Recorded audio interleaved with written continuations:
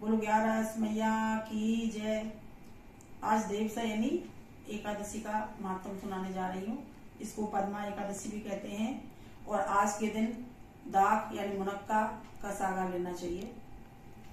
आषाढ़ मास के शुक्ल पक्ष की एकादशी का महात्म। धर्मराज युधिष्ठिर बोले कि हे भगवान, आषाढ़ मास के शुक्ल पक्ष की एकादशी का नाम क्या है और इस दिन कौन से देवता की पूजा करनी चाहिए तथा उसकी विधि क्या है, सो मुझे विस्तार पूर्वक सुनाइए।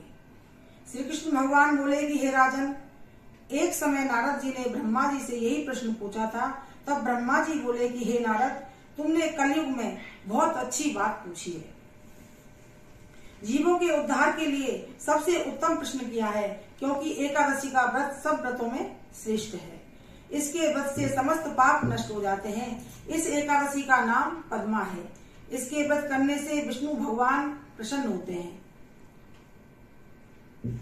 मैं एक पौराणिक कथा सुनाता हूँ, ध्यान पूर्वक सुनिए।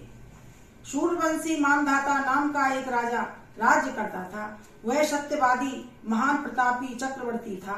वह अपनी प्रजा का पुत्र की तरह पालन किया करता था। इसकी समस्त प्रजा धन दान से भरपूर थी और सदैव सुख पूर्वक रहा करती थी।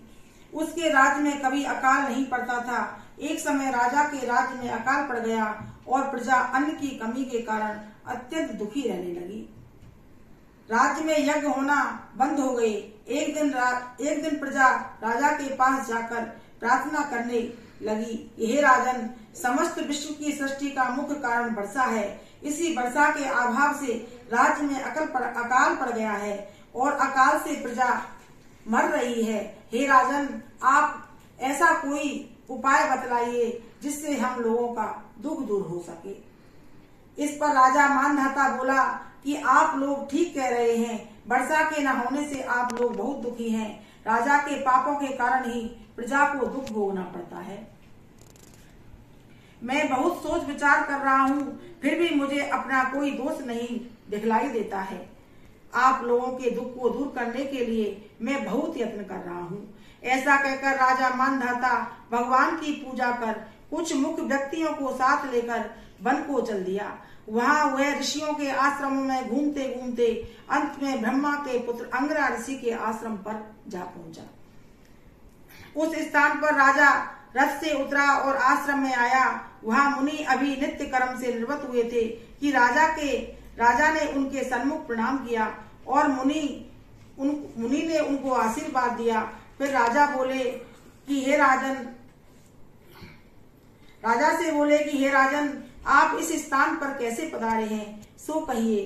राजा बोला कि हे महर्षि, मेरे राज्य में 3 वर्ष से वर्षा नहीं हो रही है, अकाल पड़ गया है। इसी के कारण से मेरी प्रजा बहुत दुखी है। मुझे कोई ऐसा दोष नजर नहीं आता है जिस दोष के कारण मेरी प्रजा दुखी हो रही है। राजा के पापों के प्रभाव से ही प्रजा को कष्ट मिलता है, ऐसा शास्त्रों में लिखा है। मैं धर्म अनुसार राज्य करता हूँ, फिर भी यह अकाल कैसे पड़ गया है, इसका मुझे अभी तक पता न लग सका है। अब मैं आपके पास इसी संदेह की निवृत्ति के लिए आया हूँ। आप कृपा कर मेरे इस संदेह को दूर कीजिए। प्रजा के कष्ट को दूर करने के लिए कोई उपाय बतलाइए। इस पर वह ऋषि बोले, हे राजन, इस सतयुग में सब युगों में श्रेष्ठ, इसमें धर्म के चारों चरण सम्मिलित हैं। यह सतयुग है, इसमें धर्म के चारों चरण सम्मिलित हैं। इस युग में केवल ब्राह्मणों को ही तपस्या करना तथा वेद पढ़ने का अधिकार है, परंतु आपके राज्य में एक शूद्र तपस्या कर रहा है। सतयुग के जमाने में सिर्फ ब्राह्मण ही तपस्या कर सकते थे और कोई जाति नहीं, लेकिन उस राजा के राज्य में एक शूद्र तपस्या कर रहा था। इसी दोष के कारण आपके राज्य में वर्षा नहीं हो रही है। यदि आप प्रजा का भला चाहते हैं तो उस शूद्र को मार दीजिए। इस पर राजा बोला, हे मुनीश्वर, मैं उस निरपराध तपस्या करने वाले शूद्र को नहीं मार सकता। आप इस दोष से छूटने का कोई अन्य उपाय बतलाइए। तब ऋषि बोले कि हे राजन, यदि तुम ऐसा ही चाहते हो तो आषाढ़ मास के शुक्ल पक्ष की पद्मा नाम की एकादशी का विधि पूर्वक व्रत करो। इस व्रत के प्रभाव से तुम्हारे राज्य में वर्षा होगी और प्रजा सुख पावेगी, क्योंकि इस एकादशी के व्रत सिद्धियों को देने वाला है और उपद्रवों को शांत करने वाला है।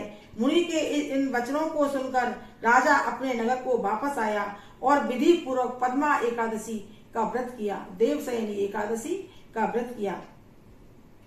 उस व्रत के प्रभाव से राज्य में वर्षा हुई और मनुष्यों को सुख पहुंचा। इस एकादशी को देवशयनी एकादशी भी कहते हैं। इस व्रत के करने से विष्णु भगवान प्रसन्न होते हैं। अंत में मोक्ष की इच्छा रखने वाले मनुष्यों को एकादशी का व्रत करना चाहिए। चातुर्मास व्रत भी इसी एकादशी से शुरू होता है।